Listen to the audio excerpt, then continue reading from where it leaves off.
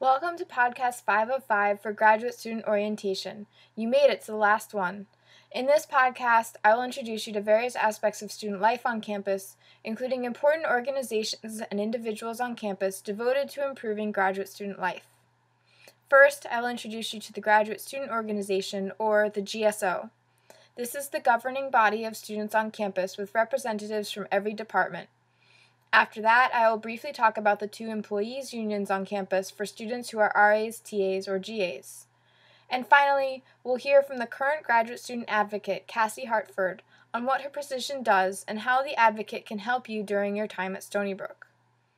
The GSO is the graduate student government on campus. There is a president, vice president, secretary, and treasurer, as well as a student-run senate. Each department sends between 1 and 3 senators to the senate, depending on how many graduate students there are in the department.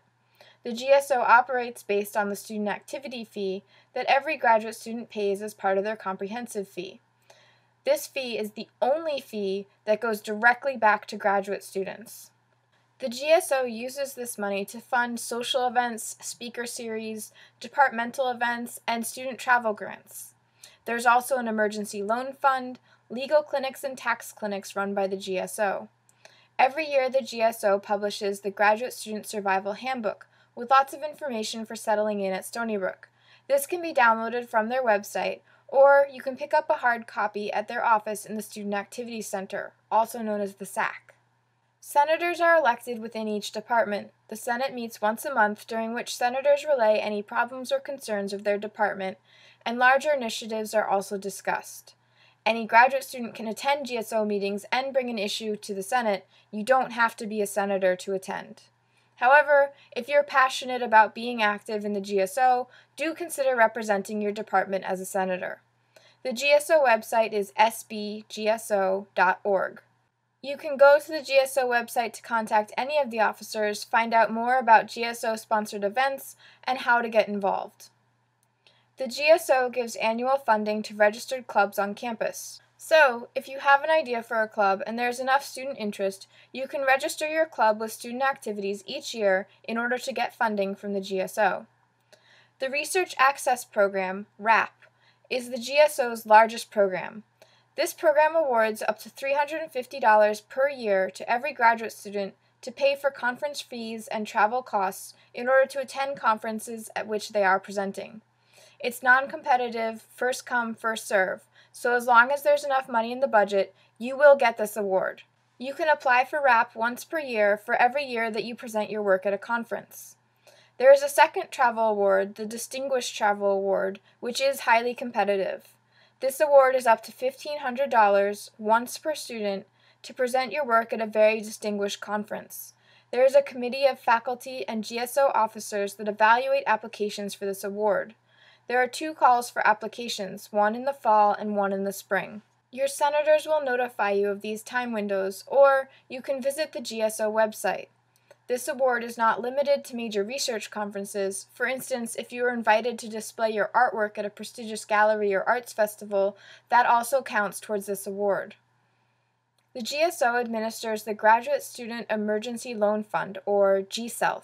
This program provides students who come into a sudden need of financial support with a short-term loan. If you encounter an emergency as a graduate student, for instance, if you don't have the funds but you need to fly home due to a medical emergency or something similar, the GSELF loans are available to you. GSELF loans are intended to have a short 3-month loan term that will allow you to take up to $2,000 to pay for that immediate emergency.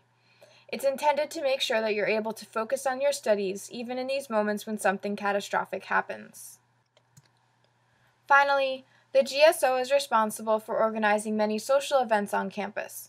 There is a fall and spring festival. In fall 2011, we had a screening of the PhD movie based on the popular webcomic. GSO also helps fund events for other clubs and organizations on campus. The GSO office is located in the SAC on the 2nd floor. You can contact the GSO through their website or come to the office. Now, I would like to briefly mention the employees' unions on campus. The Graduate Student Employees Union, or GSCU, represents all TAs and GAs on campus. The GSCU has been established for several years, so much of the information that follows pertains just to the GSCU. In 2008, RAs on campus won the right to unionize and have since been negotiating a contract with the Research Foundation. The newness of the RA union, however, means that there is not much to tell you about them at this point, except that if you are an RA and you want to be involved in the union or know what's going on, you can go to the following website, sbraunion.org. As I said, the GSCU represents all TAs and GAs as employees across all state universities in New York. The GSCU's mission is to defend, maintain, and expand the rights of employees, including salary level, benefits, and protections against unjust firing. The GSCU negotiates an employee's contract with the state of New York, which determines things like pay rate, raises, and benefits.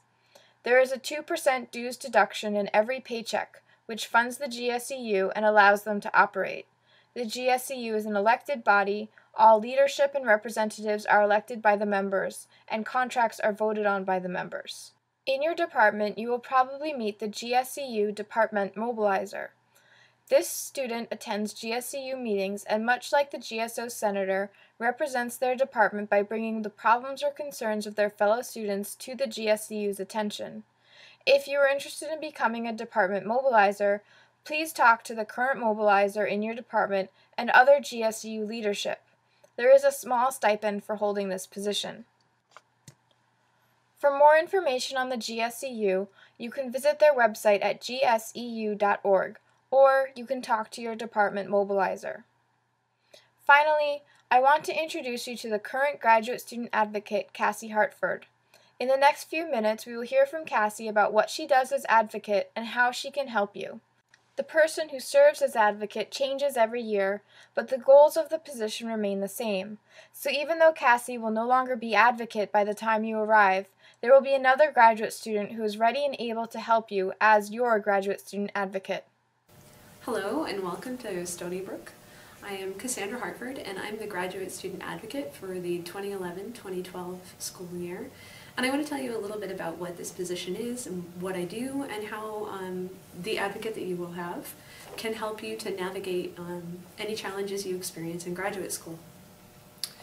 So the advocate is chosen each year and they're selected jointly by a committee that is made up of the graduate student organization, the dean, and the ombudsperson, and that reflects the kind of role that the GSA has. We are in part a source that can help you navigate policy and procedure, we're in part a conflict mediation resource, and we're in part working on finding ways to address things that you care about as graduate students. So, like I said, we have this multifaceted role, and there are 5 major responsibilities that we have. The first, like I said, is that we help you to navigate policy and procedure. So you can think of the GSA as a resource that you can come to if you don't know how to fill out a form, if you don't understand what the procedure would be if you want to file a complaint, anytime that you're flummoxed by the administrative difficulties that you can run into at a major research university like Stony Brook. The second thing that we do is that we serve as a conflict mediation resource. And so we often say that anytime you have a problem, as much as possible, you want to try and resolve that locally. But sometimes that's easier said than done. And lots of times you can come to the graduate student advocate and they can give you an idea about how to talk about a difficult issue with a faculty member, with a staff member, with a colleague, how to navigate that problem in a way that you can get a constructive response. So that's the second thing we do. The third thing that we do is that we present interdisciplinary colloquia that are intended to be things that will interest you and that will be useful to you professionally. Typically, in the fall, we have a workshop on grant writing, and that's an interdisciplinary workshop that addresses grant writing for the sciences, for the humanities, for the social sciences, and it's because that's an essential skill for almost all academics at some point in their academic career. In the spring, the topic is left at the discretion of the current graduate student advocate. So in that sense, it's very helpful if you get in touch with us and let us know what is interesting to you and what is important to you at this time. This year was a really bad year for the job market, and so the workshop that I led in the spring was one on navigating a job market that's tricky, where there aren't a lot of opportunities, and how to figure out what will make you stand out from the crowd as you are filling out your applications. The fourth thing that we do is administer the G-Self loan. And you've heard this discussed just a few minutes ago in this podcast, but basically this is a short-term interest-free loan that is intended to help you if you have a genuine emergency while you're at Stony Brook, to have the funds to deal with that emergency, whether it's medical or familial, whatever it might be. It's intended to help you deal with that emergency, and it's also intended to allow you to focus on your studies so that you're not panicking about your lack of funds, but rather thinking about the work you need to get done. So anytime that you have an application for a G-Self loan or an appeal, you can address that to the advocate, and they'll be the person that you're remaining in contact with, because the remainder of the G-Self committee is always confidential. The last thing that we do as advocate is try and figure out in a much broader picture how we might improve graduate student life on campus. And so this is a question of thinking about what the larger challenges are and how we can either clarify policy or sometimes even improve policy for graduate students.